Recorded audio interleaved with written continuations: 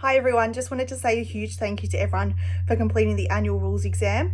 I've put together a short video with the 5 most commonly misanswered rules questions, and I've added the rules and interpretations and tried to explain it in a little bit more detail.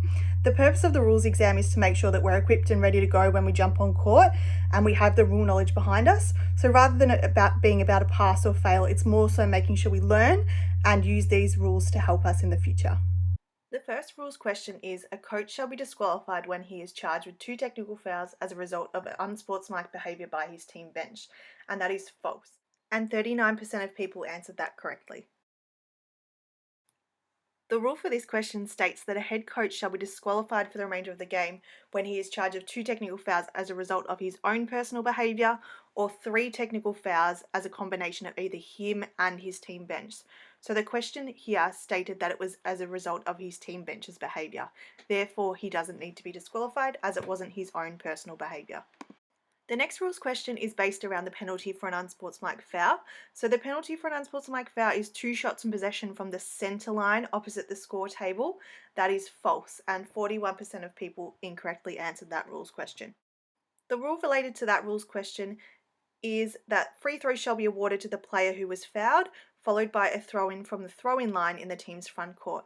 Now you'll notice that I have a diagram here, and the throw-in line is opposite the score table at the top of the 3-point line in the team's front court. The next rules question is related to throwing the ball in from out of bounds. So when throwing the ball in from out of bounds, a player who is throwing the ball in is permitted to stand on but not over the boundary line, and that is true.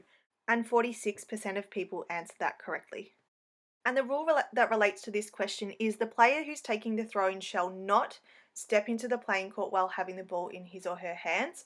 The way that we want to think about this is when a player steps on the out of bounds line, they are considered out of bounds. So the same applies to a player who's out of court throwing it in. If they're on the line, they're still deemed out of court. The next rule question relates to a free throw situation. So on the last or only free throw, the shooter A1 violates by stepping over the free throw line, closely followed by a violation on the opposition team B2. This is deemed a jump ball situation. This is true. And 40% of people answered that rule correctly.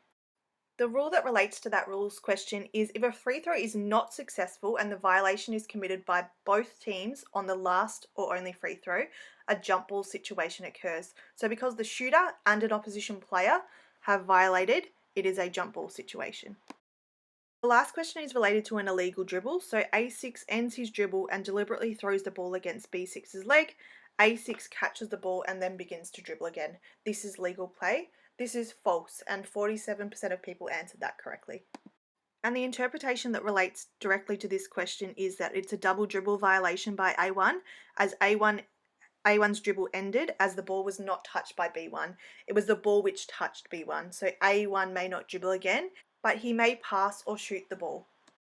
Thank you for taking the time to watch this video. If you have any questions about any of the rules that I've covered in this video, or any clarification that you need on any of the rules that you got wrong in your exam, please shout out and I'm here to help you.